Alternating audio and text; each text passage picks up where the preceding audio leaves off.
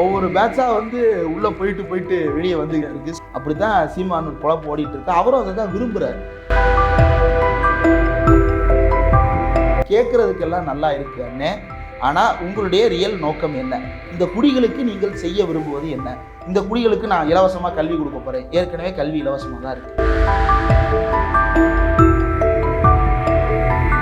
இப்போ அவன்கிட்ட போய் என்ன சொல்ற, நீ வந்து இயற்கை விவசாயம் பண்ணு. நம்பி பண்ணா, உண்மையிலேயே நம்பி தமிழ்நாட்டில் பல பேர் வந்து இயற்கை விவசாயம் பண்ணவன் பூரா 2 வாரத்துக்கு முன்னாடி நீ யாரும் நான் உட்காந்து கதறினா என்ன நடக்குது அப்படின்றத.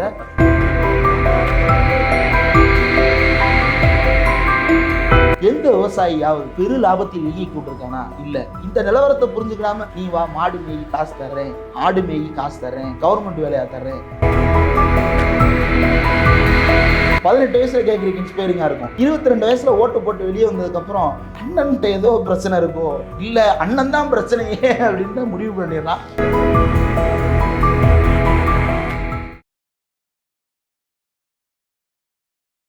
வி தமிழ் நேயர்களுக்கு வணக்கம். திரு பத்திரிகையாளர் இந்திரகுமாரோட நினைச்சிருக்கோம். வணக்கம் தோழர். வணக்கம். இப்போ சாதி ரீதியாக பாஜக வந்து வடக்கில் ஆர்கனைஸ் பண்ணி அது இன்னைக்கு ஒரு மிகப்பெரிய தோல்வியிலையும் சாதிகளுக்குள்ள சண்டையாகி பெரிய பஞ்சாயத்தில் போய் முடிஞ்சிருக்கு.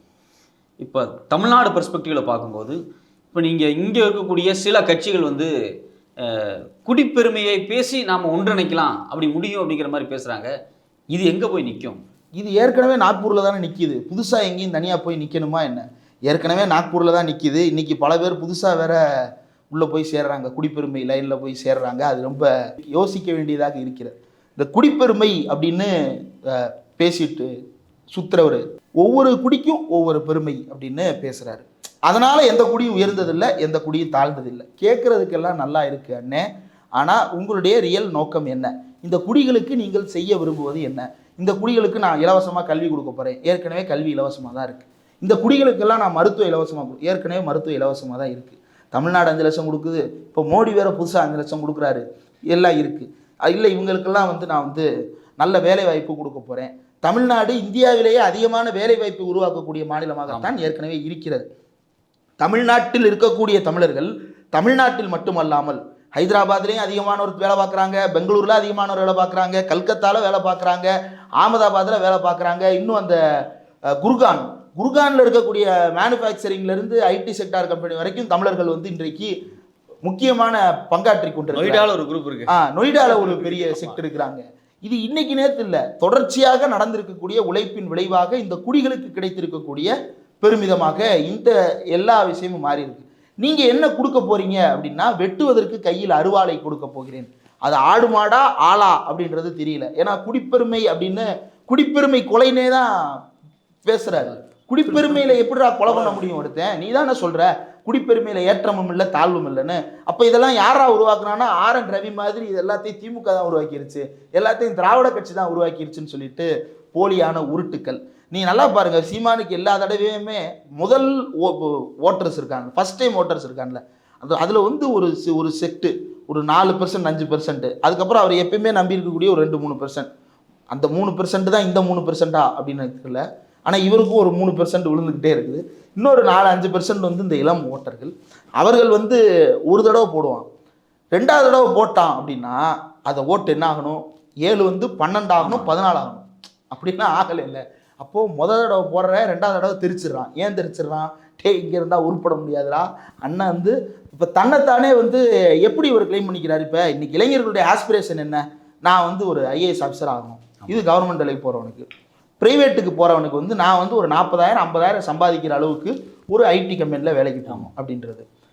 இதுதான் வந்து ஒரு ஒரு மிடில் கிளாஸ் யங்ஸ்டர்னுடைய ஆஸ்பிரேஷன்.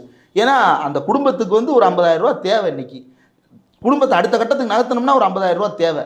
பைக்கில் போயிட்டு இருக்கிற அப்பா வந்து ஒரு மாருதி சுசுக்கியில் கூப்பிட்டு போகணும் அப்படின்னா, ஒரு காரில் கூப்பிட்டு போகணும் அப்படின்னா மாதம் 50,000 சம்பாதிக்கணும். இவ்வளவுதான் பேசிக்காக அவனுக்கு இருக்கக்கூடிய இது. இப்போ அவன்கிட்ட போய் என்ன சொல்கிற, நீ வந்து இயற்கை விவசாயம் பண்ணு. நம்பி பண்ணா, உண்மையிலேயே நம்பி தமிழ்நாட்டில் பல பேர் வந்து இயற்கை விவசாயம் பண்ணவன் பூரா 2 வாரத்துக்கு முன்னாடி நீ யாரும் நான் உட்காந்து கதறினா என்ன நடக்குது அப்படின்றத. அந்த நீயானால ஏற்கனவே ஒருத்தர் பேசிட்டு போனார், 1 லட்ச ரூபா சம்பளம் கொடுத்தான், நான் வேண்டான்ட்டேன் அப்படின்ட்டு விவசாயம் பண்ண போனார். இன்னைக்கு என்னப்பா பண்ணுறா? ஐயா முடியல.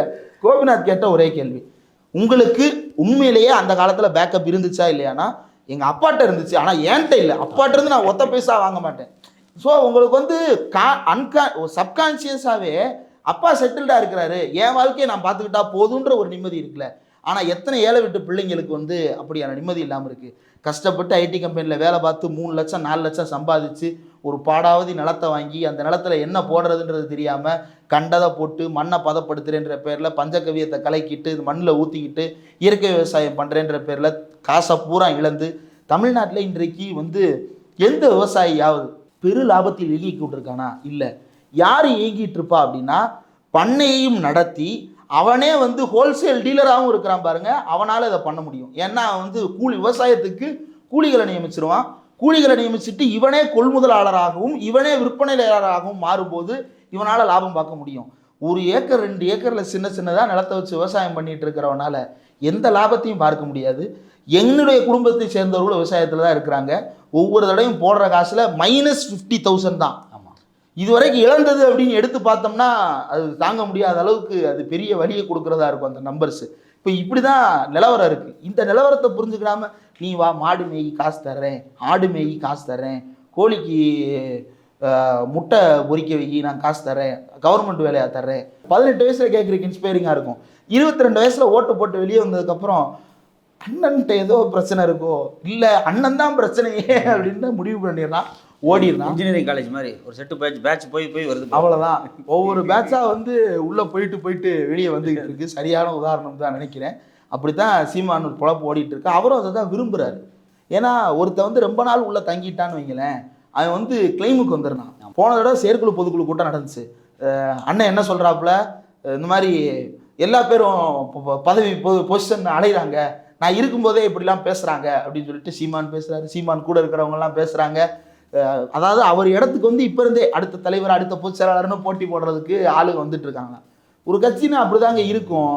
ஒரு தலைவன் வந்து எப்போ வந்து தன்னோட பொசிஷனை பற்றி பயப்பட மாட்டான்னா, ஐடியாலஜிக்கலாக தெளிவாக இருக்கிற தலைவன் என்றைக்குமே பயப்பட மாட்டான். நீங்கள் அண்ணாவை பாருங்கள், அண்ணா இருக்கும்போது தான் கலைஞர் தண்டவாளத்தில் தலையை வச்சு தமிழ்நாடு முழுக்க பிரபலமானார் இல்லையா? அண்ணா இருக்கும்போது தான் பாளையங்கோட்டையில் சிறைப்பட்டு கலைஞர் வந்து பிரபலமாகிறாரு இல்லையா? கலைஞர் இருக்கிற அதே காலகட்டத்தில் தான் எம்ஜிஆரும் கட்சிக்குள்ளே பிரபலமாகிறாரு இல்லையா? அண்ணா இருக்கும்போது தான் ஈவிகே சம்பத் பிரபலமாகிறாரு, பேராசிரியர் அன்பழகன் பிரபலமாகிறாரு, நெடுஞ்செழியன் பிரபலமாகிறாரு. அண்ணா அதை பற்றி என்றைக்குமே கவலைப்பட்டதில்லை, சந்தோஷப்பட்டார். மாறாக ஏன் அவருடைய பொசிஷனுக்கு அவங்க த்ரெட் இல்லை. ஏன்னா அவருக்கு இருக்கிற விஷனும் அவருக்கு இருக்கிற செயல் திட்டமும் வேற. அப்படியான விஷனரி லீடர்ஸுக்கு வந்து என்றைக்குமே தன்னுடைய பொசிஷனை பற்றின பயமோ தன்னுடைய பொசிஷனை பற்றின அலறலோ இருக்காது.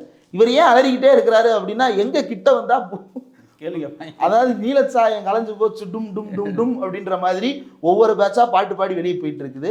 அண்ணனும் அதை தான் விரும்புகிறாரு. ஏன்னா இருந்தால் உண்மையை கண்டுபிடிச்சிருவாங்க. இப்போ 2 பேரும் உள்ளே உட்காந்துட்டு இருக்கிறாங்க. ஒருத்தர் அண்ணன் வீட்லேயே ஆஃபீஸ் போட்டு சேனல் நடத்திட்டு இருக்கிறாரு, இன்னொருத்தர் கோப்பா சேன்னு வெளியே போயிட்டு வந்து நடத்திட்டு இருக்கிறாரு. 2 பேரும் கொடுக்குற த்ரெட்டே பெருந்திரெட்டாக இருக்குது.